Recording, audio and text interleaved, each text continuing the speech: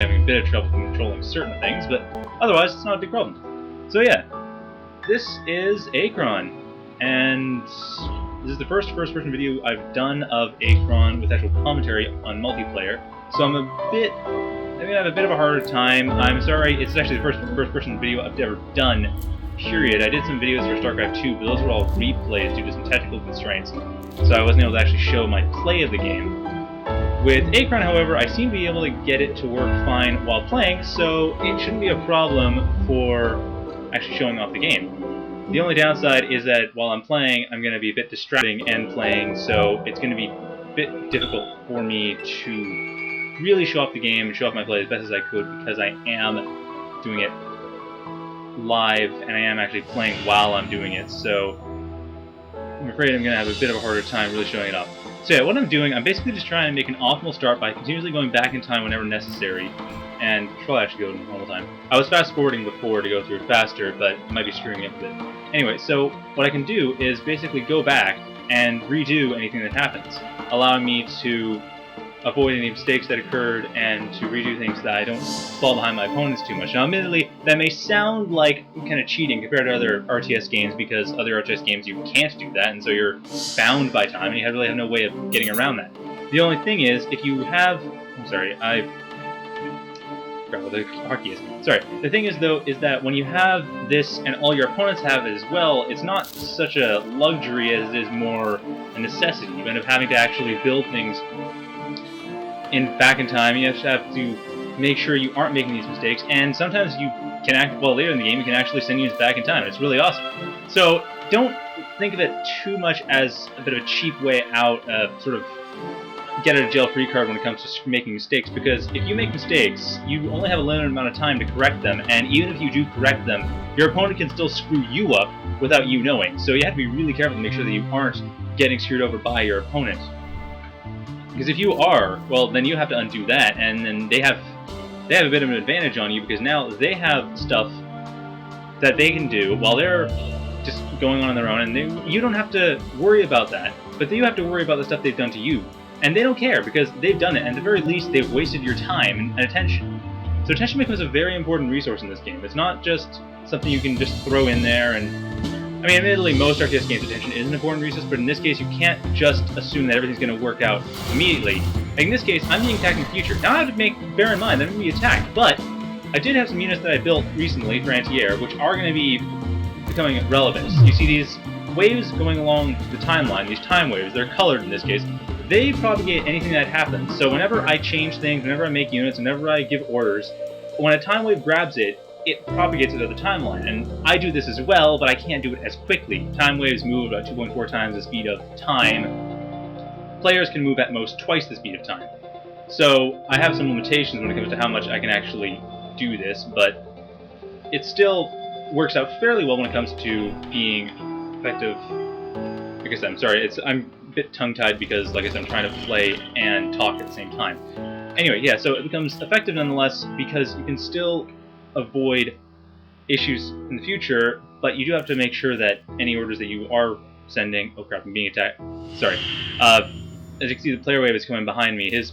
So what his changes are doing are propagating to the future through him, which means that if he's done anything like attacking me earlier, then it's going to be a bigger problem for me to deal with.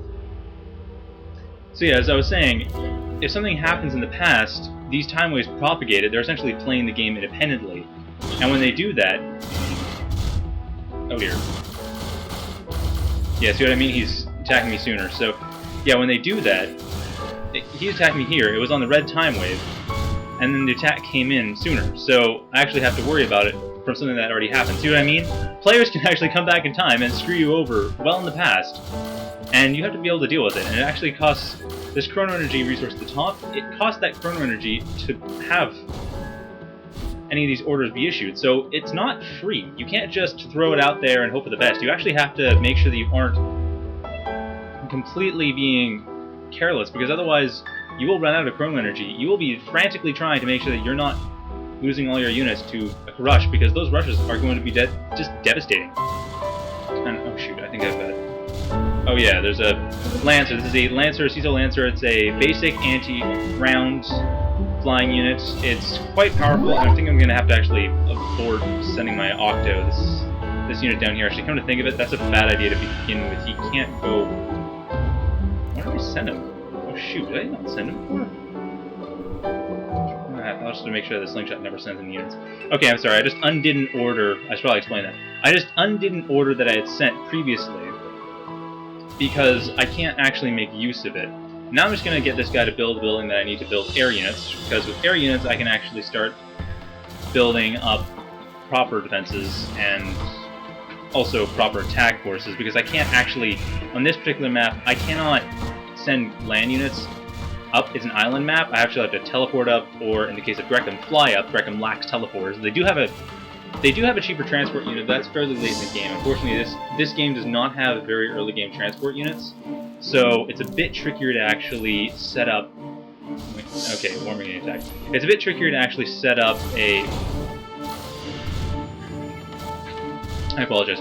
It's a bit trickier to actually set up an attack, because when you don't have teleporters, you can't get onto these islands, so Grecum is actually at a bit of a disadvantage, but I figured I'd just showcase this first anyway, because I had shown them off in a tutorial earlier. And as you can see, I've actually run out of chrono energy now, so I've got to be more careful when it comes to orders. I can go into the future and issue more orders there, but... oh dear. I can go to issue order... Sorry, I can issue more orders in the future, but I have to be careful because those orders, I have to make sure that they're not being done too carelessly, otherwise I'm going to run out of chrono energy still and not be able to affect the past. And the thing is, the past is what really matters, because if something happens in the past, then I need to be able to deal with it when it happens. I can't just hope for the best. Oh shoot, I gotta...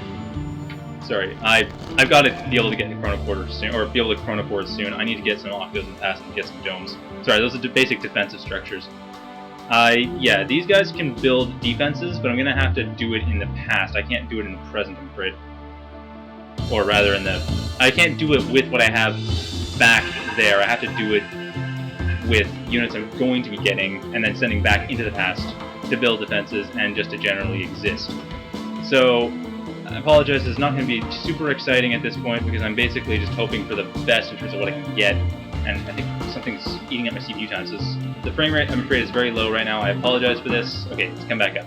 So yeah, I'm going to be sending some units back in time pretty soon as I can, and here we go. Okay, so I'm just going to send... You can actually send units back in time, having them perform... What the... No active... Oh, great. I apologize. I'm going to have to do something even more daring. Guess I'll have to create an active mound here. Sorry, I have to do a bit of a trick here. I have to actually create a mound, send something into the past, and then use it to create a mound in the past. This is a mound. It's a basic command structure for the Grecum. It allows them to chronoport, and it also allows them to... Oh dear, I hope I haven't lost anything horribly bad. It allows them to chronoport, and it allows them to also have better vision radius. Well, it has a big vision radius around it. It allows them to do certain things like auto-hierarchy, and hierarchy is something that comes up. If you notice, there's lines that are extending from these units to these buildings over here. What happens there is the buildings, or in most cases other units, but Grecum doesn't have that, can command sets of units. So you command armies with a single unit instead of having a bunch of units. The only problem is that when you're doing that, you have to make sure that you are doing it in such a way that you... Okay, now I can actually send stuff in the past. So yeah, I'm just going to send this into the past,